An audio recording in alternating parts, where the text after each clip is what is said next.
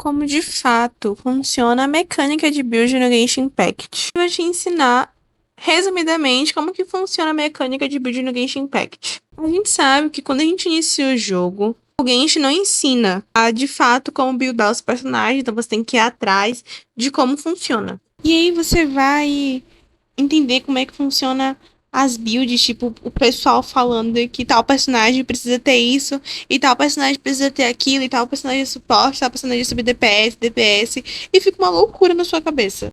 Mas calma que a build de Genshin Impact não é tão difícil como parece. Primeiro você precisa entender o que o personagem que você quer buildar faz e como você vai montar um time com ele. No Genshin Impact existe DPS, sub-DPS, suporte e healer.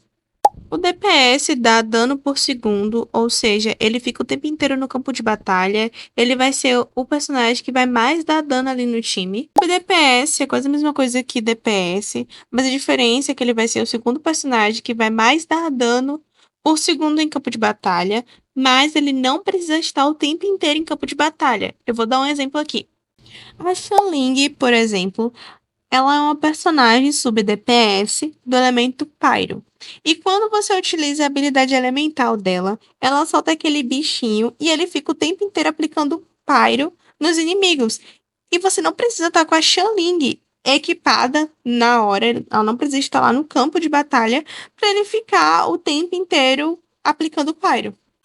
Agora o suporte, o próprio nome já diz tudo, né? Ele vai dar suporte pro time, ele vai dar buff pro time, ele vai fazer com que os outros personagens do time tirem mais dano. Um ótimo exemplo é a nossa melhor suporte do jogo até o momento, pra mim, no caso, que é a Shilonei. Ela é uma ótima suporte, ela vai sempre ter como prioridade, na verdade, de evoluir, né, o dano dos seus personagens. Agora o healer, ele vai ter como prioridade de curar os personagens do seu time. E os ótimos healers que nós temos no Genshin Impact é a Kokomi e pra mim também é o Baizu. Temos também os personagens de escudo como o maior personagem de escudo do jogo, que é o Zhongli, mas a gente também tem a Citlali, a gente também tem a Layla, enfim. Eu diria que os personagens de escudo também são um tipo de suporte, porque eles meio que vão dar suporte pro time pra, tipo, o seu DPS não morrer rápido, sabe? Ele vai dar um escudo, cara, praticamente. Aí, pra você saber o que cada personagem faz, é só você ir nos talentos dele, que você vai ver, tipo, o que cada coisa é pra evoluir. E aí você lê, tipo, o Zonglior, se eu não me engano, mostra sobre a habilidade elemental dele evoluir o escudo. Então, tipo, é bem facinho. Para não ficar tão confuso sobre essas coisas de DPS, sub-DPS, suporte, enfim, existem as rotações. As rotações é basicamente a gente ter uma ordem para usar tal personagem no time, né? Para usar tal habilidade elemental e também usar o Supremo, enfim. As rotações não são as mesmas para todos os times, vai depender das passivas dos seus personagens que estão no seu time. Então é bom você ler a passiva, como eu já disse anteriormente, ler as passivas dos seus personagens e entender como é que elas funcionam para você conseguir montar um time adequado. Agora que você entendeu essa parte de como os personagens funcionam, nós vamos para a parte dos artefatos. Eles não são tão difíceis assim de se entender. É bem fácil, inclusive, quando você para e pensa e olha e fica tipo, nossa, é muito mais fácil do que imaginar. Todo personagem possui 5 espaços para os artefatos, sendo eles a flor, a pena, a areia do tempo, a cálice e a tiara. Na flor e na pena, o atributo principal não muda. No caso, o da flor é a vida e o da pena é ataque. Os outros artefatos podem ter variações de atributos principais, e são esses artefatos que vão fazer toda a diferença no seu personagem. Na areia do tempo, a gente pode colocar proficiência elemental, ataque, vida, defesa, depende do que o seu personagem precisa. Na cálice, a gente também pode colocar ataque, defesa, proficiência elemental, mas a gente pode colocar uma coisa que se chama bônus de tal elemento ou bônus de dano físico. Por incrível que pareça, esse bônus de dano de tal elemento É muito útil para alguns personagens que necessitam dar mais dano com o elemento dele. E por último, na tiara, você também pode colocar todos aqueles que eu citei, mas a gente pode colocar também taxa crítica ou dano crítico como atributo principal. É o que a maioria dos jogadores fazem. Agora eu vou explicar o que cada atributo principal tem a oferecer. Começando pelo ataque, esse atributo principal vai te dar um bônus de ataque. Normalmente, ele dá tipo assim, 46% de ataque a mais. Normalmente, quem precisa mais de ataque são os personagens DPS que vão precisar ficar dano por segundo, né? Que vão ficar mais tempo no campo de batalha. Mas tem alguns personagens também que escalam ataque em troca de alguma coisa, como por exemplo, cura.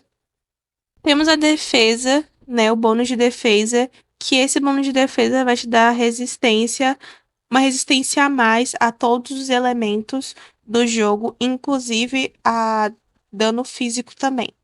O bônus de vida, que ele vai te dar muito mais vida e normalmente são colocados em personagens que escalam vida com alguma coisa, como por exemplo, o Zhongli, que escala a vida com escudo, ou a Sijuan, que escala a vida com dano ou cura.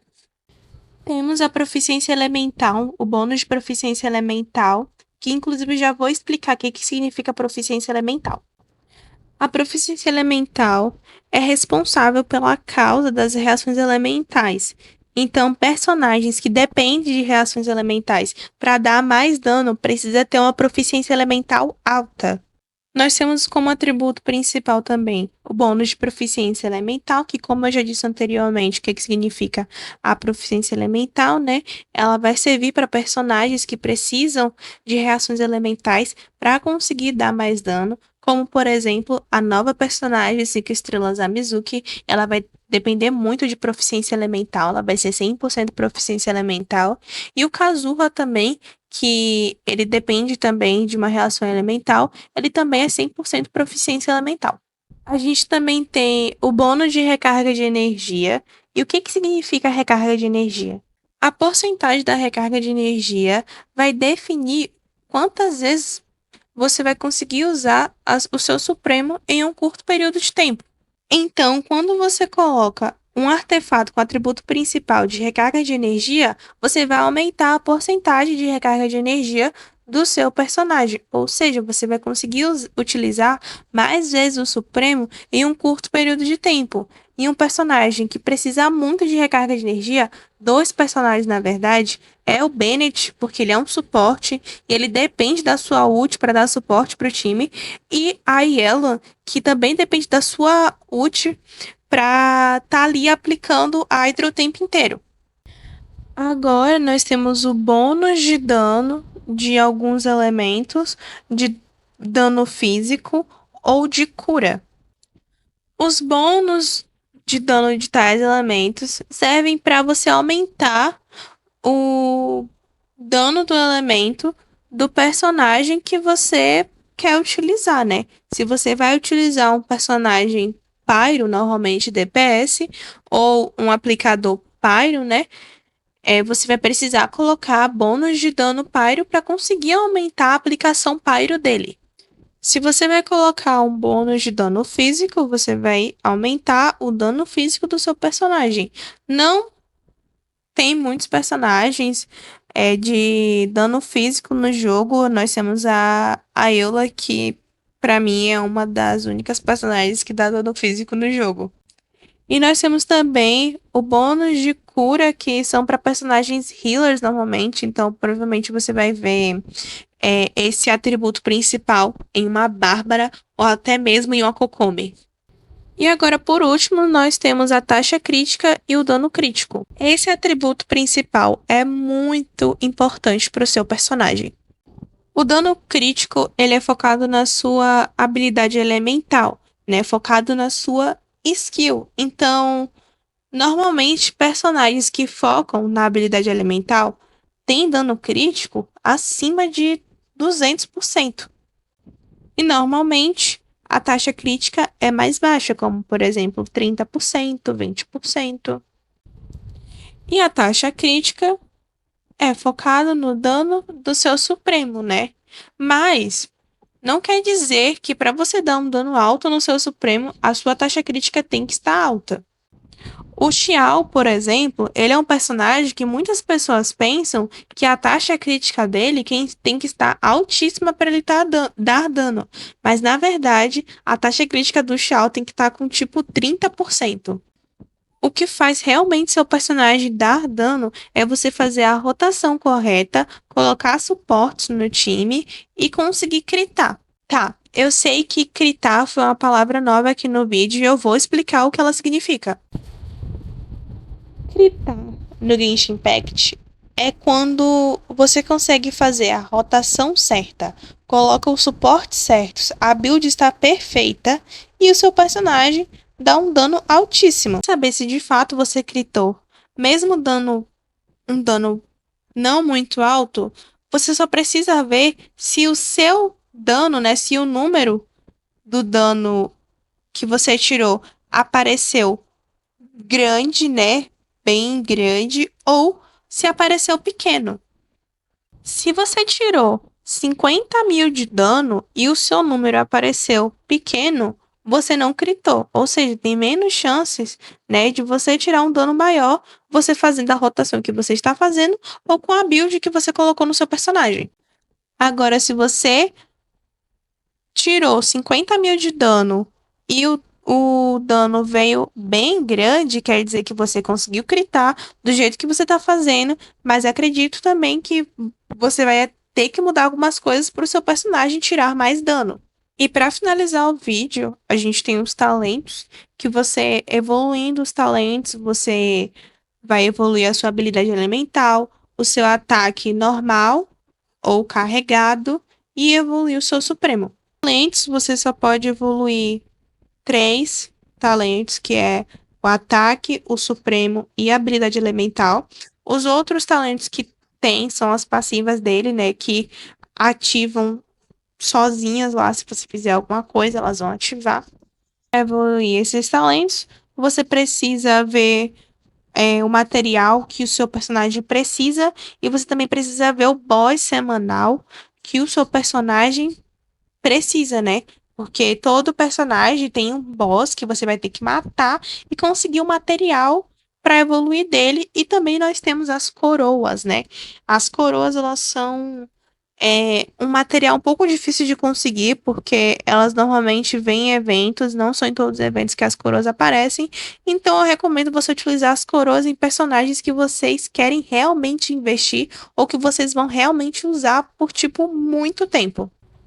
Bom, gente, eu acredito que seja isso, né? Eu acho que eu falei tudo sobre as mecânicas de build do Genshin Impact. E eu espero que vocês tenham entendido tudo que eu falei, porque não é um assunto tão complicado assim quanto parece ser. E se você gostou desse vídeo, deixa o like, se inscreva no meu canal e compartilhe esse vídeo também. E me siga nas minhas redes sociais, que vai estar aparecendo aí na tela, ou você pode acessar o link na bio aqui do meu perfil do YouTube, que vai te direcionar diretamente para o meu TikTok. E é isso, gente. Até o próximo vídeo.